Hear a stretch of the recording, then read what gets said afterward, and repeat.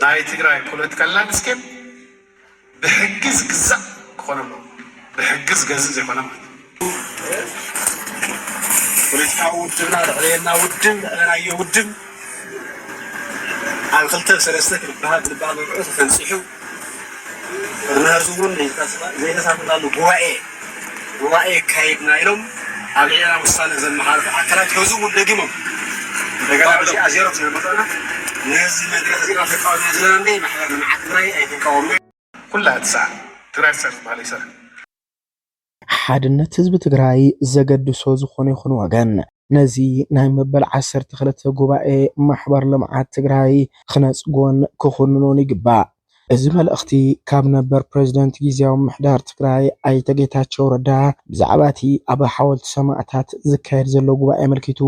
ኣብ ዕላው ናይ ፌስቡክ ገጾም ዝተውሃበ ሓሳብ እዩ እዚ ብዙሓት ውጥጣትን ኣጀንዳን ፈጢሩ ኣማሲኡ ድማ ዝተዛዘመ ጉባኤ መበል 12 ማሕበር ልምዓት ትግራይ እንታይ መልክዕ ነይርዎ ኣብ እቲ ጉባኤ ኢንጂነር ታደሰ የማነ ዘመሓላልፎ መልእኽትን ሓፈሻዊ ዝዓበየ ትካል ህዝቢ ትግራይ ንቐጸልቲ ዓመታት ክመርሑ ይኽእሉ እዮም ተባሂሎም ዝተሓረዩ ሰባት እንመን እዮም ኢልና ዝርዝር ጉዳያት ሒዝና ቀሪብና ኣለና ሓቢርኩና ጽንሑ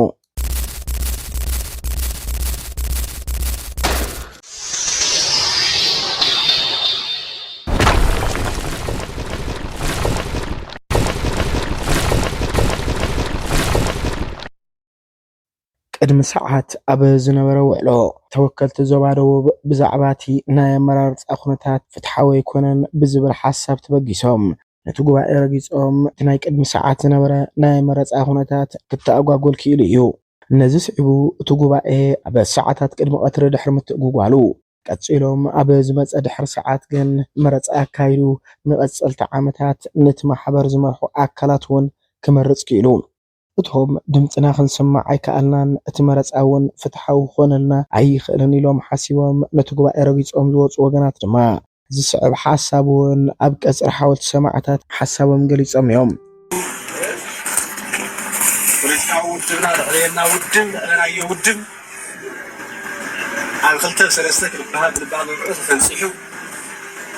ነህዚ እውን ዘይተሳተፋሉ ጉባኤ ካይድና ኢሎም علينا مستند زي المحارب أكلات هزوم دقيمهم دقيقة بس أزيرة في المطعم نزل دقيقة في قاعدة نزلنا ليه محلنا معكري أي تقاوم بدحر زي أتي بزاي فرز تبتنا نايك قدم ساعات زنبرو علو عبا الساعات دحر قطرقين كأتصلو أتي قبائي حويت تسفان بزبل تسيما مبال 13 قبائي محبر لمعات تقراي نغتسألت 3 عامتات نابزل على بركي كبت حوة تباهيلهم زتحسبوا بحافشاو قبائي استحريو 10 سرس مرارحة حموشت كوميشن قطصر بممرات لما أماسي أمززامو أبع اللهوناي فيسبوك جاز اتمحبرون كتقع خيلو لهم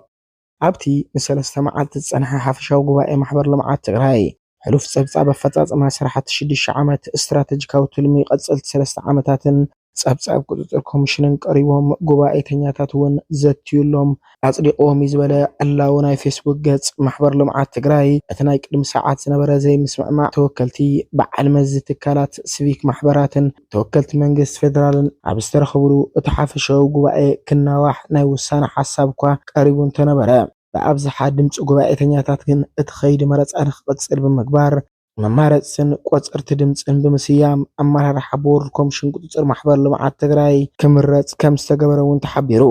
መበል 12 ሓፈሻዊ ጉባኤ ማሕበር ልምዓት ትግራይ ካብ ዝተዓደሙ 515 ጉባኤተኛታት እቶም ድምፂ ዝሃቡ 296 ሰባት ምዃኖም ክግለጽ ዝኽኣል ኮይኑ 288 ዝተቆፀረ ግን ዘይተማልአ ዲስካርድ ድምፂ እውን ኣብቲ ጉባኤ ከም ዝተመዝገበ እውን ክፍለጥ ተኻኢሉ بمسارة زي نقصلت عامتات تمحبر كمرحو يخول يوم استبحرو 13 ولك أسبات ون ب5 بتماريز أمله دكتور كيروس قعش دكتور الغانش تسمى دكتور حيلوم قبرك زعبير دكتور كحساي بريهو دكتور محرت بيانة دكتور أماني الهيلة بروفيسور مرسات هي دكتور سلمون كيدانا هيتا قدي أزنو أيتا يوهانس كيدانا مريم بروفيسور أفورك ملغيتا أيتا تسفاي تحدث دكتور لأك أنقو أي كوينم دما تماريز أملو نقصلت 3 عامتات أمرارحة بورد محبر لمعات تقراي كوينم كقلقلو استحارو دما አባላት ቁጥጥር ኮሚሽን በመሆን አይተ ዓለም ሰገድ ከበደ ዶክተር የማነ ገብረ ሚካኤል አይተ ናስር መምሑር አይተ መሓር ገብረ አነንያ አይተ መኮንን ወልደ ማርያም ኮይኖም ድማ ንቀጽል 3 ዓመታት ነቲ ማሕበር ክመርሑ እዮም ምስ ሓድሽ መማረጽቲ ኣመራርሓ ቦርድ ማሕበር ልምዓት ትግራይ ኣብ ውሽጢ ሓደ ወርሒ ስነ ስርዓት ርክክብ ስራሕ ከም ዝሳለጥን ማሕበር ልምዓት ትግራይ ኣርማ ሓድነት ኮይና ንክትቅጽል ኣብ ዝኽእሉ ስራሕታት ክሰርሑ ትጽቢት ከም ዝግበረሎም ድማ እቲ ዕላው ገጽ ናይቲ ማሕበር ዝጠቁዕ ሓበሬታ የመላኽት ስለዚ ብቐጻሊ እንታይ ወሪሕ እቲ ሞር ኢምፖርታንት ኣብቲ ሕሉፍ ተሸኺልካ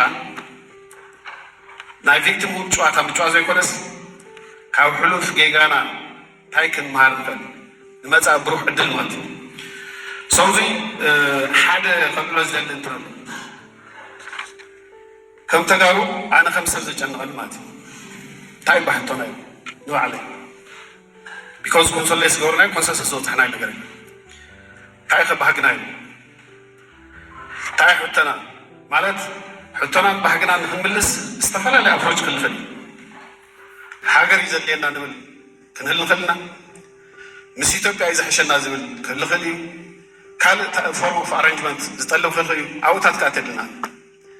ኩልና ግን እንታይ ደለያ ኢና ዝኩሉ ትነልዕለና እዩ ከምናተይ ሕቶና ውሑድ ሰላምን ዘይተገደበ ዕብየትን መስሊ ነዚ ጉዳይ መልኪቱ ነበር ፕሬዚደንት ጊዜያዊ ምሕዳር ትግራይን በሚኒስተር ማዕረግ ኣማኻሪ ጉዳያት ቀርኒ ኣፍሪቃ ኮይኖም ዝሰርሑ ዘለዉ ኣይተ ጌታቸው ረዳ ማሕበር ልምዓት ትግራይ ኩሉ ትግራዋይ ብልቢ ከምናቱ ካብ ዝቆፅሮም ትካላት ሓደ ምዃኑ ድሕሪ ምግላጽ ሓድነቶም ምርግጋጽ እቲ እንኮ ትካል እዩ ክብሉ ድማ ይገልጽዎ ይኹን እምበር ይብሉ ነበር ፕሬዚደንት ጌታቸው ረዳ ጉጅለ ድሕረት ነዚ ትካል እውን ከም ድሌቱ ንኽዝውሮን ካብ ዘለዎ ደረት ኣልቦ ድሌት ብዕሊ ናይ ሞትን ሕየትን ዓገርገር ክገብር ምርኣይ ይሕዝን እዩ ይብል ሓድነትና ዘገድሶ ኩሉ ወገን ድማ ብእቱ ክነጽጎ ይግባእ ክብል እውን ሓሳቡ ቀሚጡ ዓገብ ንግበል እዚ ጉጅለ እዚ ዝተረፉና ትካላት ከም መራስሕ ዕድለይና ሃቦ ክብሉ ድማ ሓሳቦም የጠቃልሉ እምበኣርከስ ፍትዋት ተኸታተልቲ ምድላዋት ታርጌት ሚድያ ብዙሕ ውጥጣትን ዘይምርድዳእትን ዝተረኣይሉ ኣብ መወዳእታ ግን ኣባላቱን ኣመራርሑን መሪፁ ዝተዛዘመ መበል 12 ጉባኤ ማሕበር ልምዓት ትግራይ ከመይ ነይሩ ኢልና ዘሰናዳእናዮ መደብ ከም ዝተኸታተልኩሞ ይመስል ሓድነት ግን እዚ ሆሞጂት እዚ ዓቕሚ ትግራይ ክኾን ትኾይኑ ማለት እዩ ንሲንጋፖር ዓቕሙ ከም ዝኾኖም ንኮርያውን ዓቕሙ ከም ዝኾኖም ቻይናን ዘሎ ሃን ዝበሃል ማሕበረሰብ ዓቕሙ ከም ዝኾኑ ንእስራኤላውያን ዓቕሙ ከም ዝኾኑ ኣብ ትግራይ ዓቕሙ ክኾን ትኾይኑ ናብ ረብሓ ክቕየረሉ ናብ ረብሓ ክቕየር ትኾይኑ ትግራይ ሕድሕድ ትግራዋይ ሪኮግናይዝ ክትገብረሉ ከመይ ጌራ ሪኮግናይዝ ትግበር ስማይ ፅውዕና ንመቸስ ሓደ ኩሉ ድምፂ ተጋሩ ማዕረግ ስምዓሉ ድሌቱ ሕማቕ ድዩ ዝሓስብ ጽቡቕ ድዩ ዝሓስብ ገለ ድዩ ዝሓስብ ሰከንደሪ እዩ ህዝቢ እዩ ዝውስኑ ግን ኩሉ ድምፂ ተጋሩ ማዕሮ ዘስምዕ ሌቭል ፕሌይንግ ፊልድ ናይ ፖለቲካል ላንድስኬፕ የድልዩ ተዘየለንታ ኢና ንኾን ሰሳትና እናኸስ ንባዕልና ሓዚ ንሸውት ንባዕልና ሓዚ ገሌና ሰዓርቲ መስል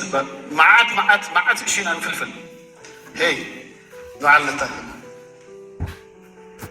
ናይ ባዕልና ድምፂ ተወይሱ ባዕልና ለሰማዕና ንባዕልና ነታለን እንምናያ ትግራይ እንድሕር ኮይና